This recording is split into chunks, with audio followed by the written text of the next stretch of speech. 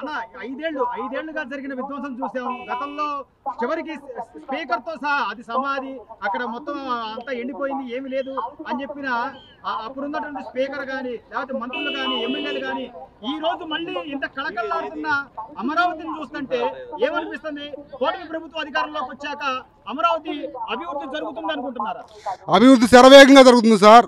ఆ గత ప్రభుత్వంలో ఉన్నటువంటి మంత్రులు కానీ స్పీకర్ కానీ ఇవాళ వచ్చి ఈ ప్రాంతాన్ని చూడమనండి. ఆ రోజు శ్మశానం అన్న యొక్క ప్రాంతాన్ని చంద్రబాబు గారు చాలా దురదృష్టితోటి శరవేగంగా పనులు చేస్తున్నారు. అయినా కూడా ఇంకా ఏదో ఒక మాట అక్కడ ఏమి లేదు, అక్కడ రోడ్డు తవ్వుకుపోయారు, ఇసుక తవ్వుకుపోయారు. అయినా కూడా ఇప్పుడు ఈ రోజు మళ్ళీ ప్రధానమంత్రి గారు వచ్చి ప్రతిదానికి కూడా కార్యక్రమం చేస్తున్నారంటే ఏమనుకుంటున్నారు సార్? ఇక ముందు ముందు అమరావతి ఎలా ఉండబోతుంది అంటారు? అమరావతి చూడపండుగా ఉంటుంది సార్.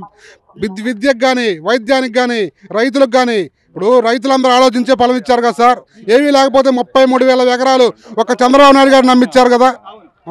చిన్నప్పుడు వాళ్ళకి కనపడని శ్మశానం మనందరూ కనపడుతుంది. ఇక్కడ మీరు చూస్తున్నారు, మీడియా మిత్రులు అందరూ చూస్తున్నారు. గత ప్రభుత్వంలో చేసినటువంటి విధ్వంసం ఏంటి, జరిగినటువంటి దుర్మార్గం, రైతులు అంత ఇబ్బంది పడ్డారు.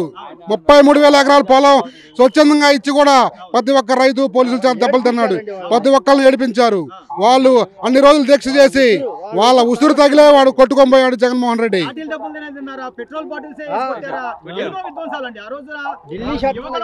కడుపుతో ఉన్నోళ్ళు కూడా తిన్నారు సార్, కడుపుతో ఉన్నోళ్ళు కూడా తిన్నారు. అలాంటి ఘోరమైన ప్రభుత్వాన్ని మనం ఇప్పుడు చూడలేదు. ఇప్పుడు ఈ 5 సంవత్సరాల్లో ఈ సచివాలయం అయితేమి, మన కోర్టు అయితేమి సుందరవందరంగా ఉంది. ఇప్పుడు ఉండమంటే కంప చెట్లు అయితేమి ప్రకృతితో తవ్విస్తున్నారు. అంతకుముందు శ్మశానాలే ఉన్నారు. ఇప్పుడు కూటమి ప్రభుత్వం వచ్చిన తర్వాత నెంబర్ 1గా ఉంది సార్. కళ్ళు మూసుకుంటాడు సార్, కళ్ళు మూసుకుంటాడు. ఇంకా 4 ఏళ్ళు కాదు 40 సంవత్సరాలు కళ్ళు మూసుకుంటాడు.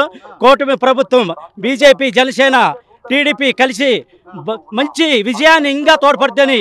ఇంకొక 15 కాదు 20 సంవత్సరాలు టీడీపీ ఇలానే ఉంటుంది. ఇవి మొత్తం ఈ రాజధాని నవరాజధానిలాగా స్థాపిద్దాం మనందరం.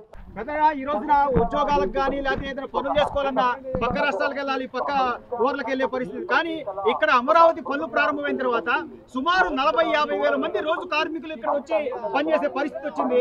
ఏం చెప్తావు బాబాయ్? అన్ని పనులు జరుగుతున్నాయండి వేగంగా. అన్ని పనులు ఇసుక ఆపిండు కదా ఆయన, ఇసుక ఉచితంగా వదిలేడు.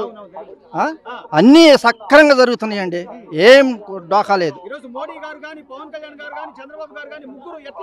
వాళ్ళ ఆధ్వర్యంలో అగ్రగణ్యంగా తేలుస్తారు, ఏం పర్లా.